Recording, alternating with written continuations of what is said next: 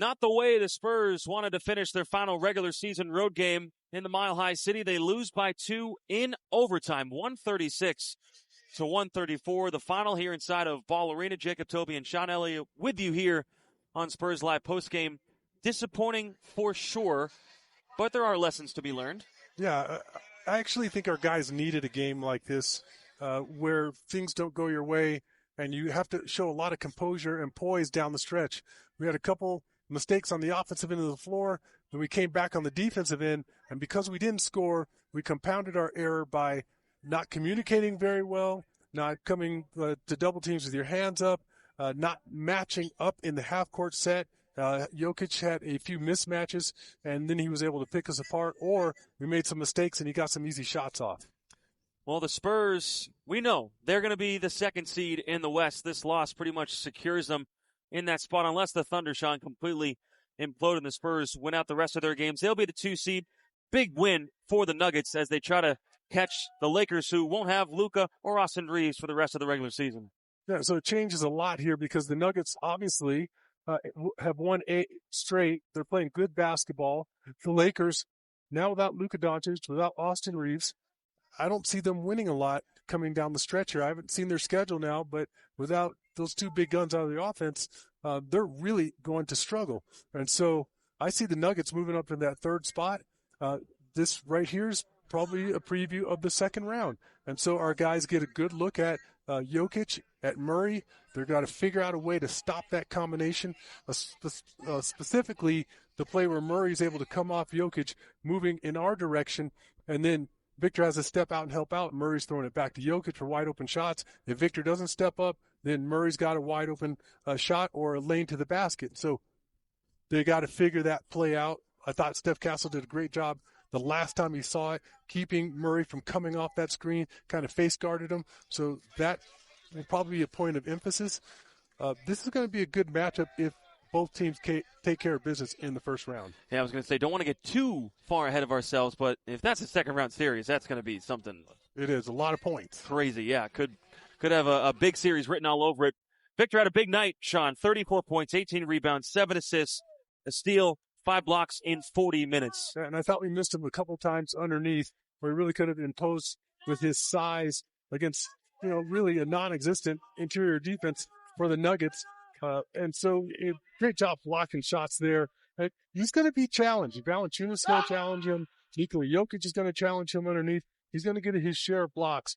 But going into, if that is indeed going to be the series, you don't want to get too far ahead of yourselves. He's got to stay down on Jokic and show him a hand on the perimeter. It's the old Paul Pressey defense that Press used to tell me all the time. You got a smaller guy on you, just show that hand. Show size. Show intimidation there so the offensive player doesn't get a good look at the basket. On the other side, Jokic, what more can you say? We've gushed about him all night long, Sean. 40 points, 8 rebounds, 13 assists, 0 turnovers. His touch in the paint is insane. And look how he stays in there. He's undeterred after that block. Throws little hook shots over the top. Does a great job using his body, trying to get it into Victor to create some separation. And then he just sees the floor extremely well. You're a little off your man there. It's a wide open 3-ball. That was the shot of the night from Jokic, in my opinion. That little spinning pirouette turnaround. You don't expect that coming. As a big man, there's no big man that's ever existed that saw another big do that and was prepared for it. Now, you mentioned it. Spurs maybe needed something like this. So the coaching staff, although disappointed in a loss, maybe saying, hey, we got some film we can really deep dive into. There's no question about it. When you're winning games on the road by 20, 25 points, you're blowing everybody out. You can go to the film and say, hey, guys, we've got to do this better. We've got to kind of do this better. We've got to do this better. And guys are like, okay, yeah, coach, we get it, yeah. But it doesn't sink in because you're winning so easily. Now Mitch can go back, show guys, hey, this is where we need to show a little bit of composure. This is where we got to get better, a little bit more patient on the offensive end of the floor, have to communicate better on the defensive end. And guys will say, okay, now we get it because this is the type of team we're going to face come postseason. We'll hear from the head coach coming up after the break. Julian Champagnie, 192 threes made this season. A new single-season Spurs record, one for the history books for Jules. Congrats to him moving past Danny Green. More Spurs Live postgame coming up after this. playoffs like of a game as you guys have been involved in a little while? We haven't been involved in the playoffs yet, so it was an extremely competitive game that felt like there was high stakes from the first possession for sure. And I think it was a really fun game to be part of, and just so many good things that we can take away that we did, and so many things that we can continue to get better at. Your defense has been so good the entire season, but obviously with Jokic on the floor, you guys are scrambling and trying to find matchups throughout the game. How important is it, one, to get a challenge like this, since you know you're going to have nights like that throughout the playoffs? And what do you feel like the team learned tonight about how to handle those kind of coverages? I think they, as a team, and he's obviously the catalyst for, make you pay for any subtle mistake or slippage. And so whether you're supposed to be in this person's body, or you're supposed to be in a shift more in the paint, or you're supposed to keep it down instead of letting it to the middle, or we're not going to switch that, but we're going to push the catch out, whatever it may be, he has all the tricks and the counters and the skills to make you pay for that. And so whether it's a nuance like that, or it's just getting back in transition because he's going to steal as many points as he can over the top, and when you're not prepared, it's just a mental battle for 48 minutes, and tonight 53 minutes, to be locked in and switched on every single possession in every way. And he, I believe, tests that as much as anybody. There was one play, I was curious what your coverage was here, where Johnson was pushing in transition, and Steph just kind of like pointed for him to go by. So I think De'Aaron was supposed to pick him up, and then he scored over, I think, De'Aaron and Wemby. In those plays, do you want like everyone getting back and forming the shell, or when there's guys like Murray and Jokic on the court, are you supposed to kind of stay in their range even if they're like 50 feet from the basket? Yeah, no, we definitely want to get transition defense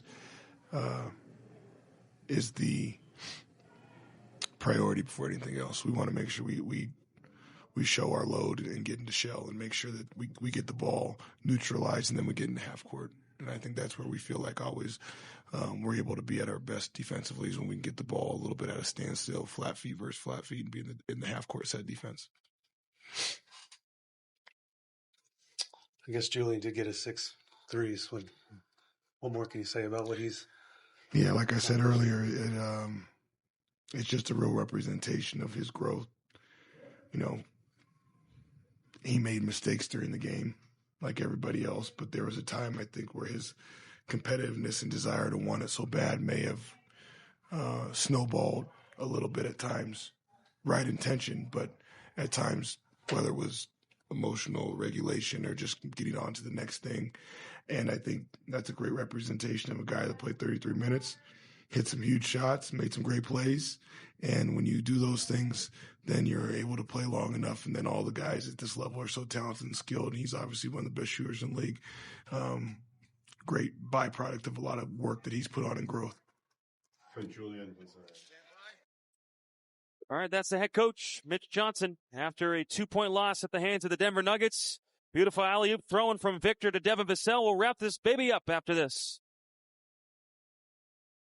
Ball Arena, the site of the Spurs, lost to the Nuggets, 136-134 in overtime. They are 1-1 now in overtime games this season.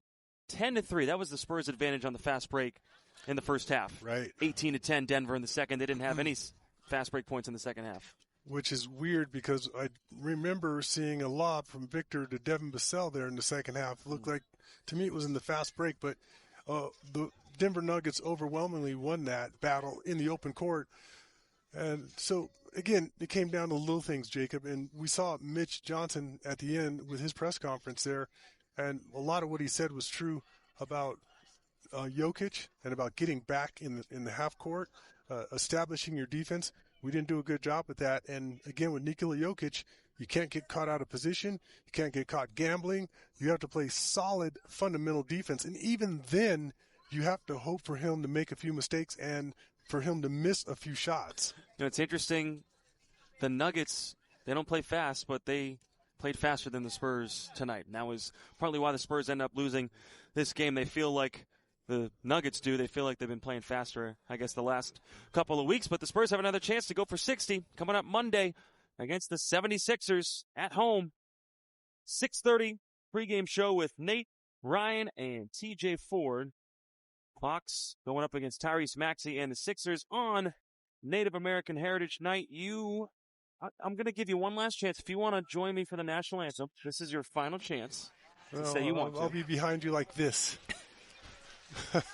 Hoping that it goes well. It's going to go well. You're going to be fun. Be fine. Break a leg. How about the 76ers, though? They get Paul George back, Joel Embiid. Maxey. I don't know. Joel Embiid was hurt for a second there. I think he missed a couple games. I'm not sure if he's going to play, but they won the other night, so they're playing good basketball, and they're trying to fight for position as well. Yep. VJ Edgecombe in the Rookie of the Year discussion probably won't win it, but maybe third in that category. This season, tough one here in Denver. Final regular season road game of the season. Your last time on the PJ, on the private jet. Well, you may take a couple PJs this summer. I don't know. I haven't gotten any invites yet, so I'm sad face. It's been fun being on the road with our crew all season long. Mike Kickarillo, director.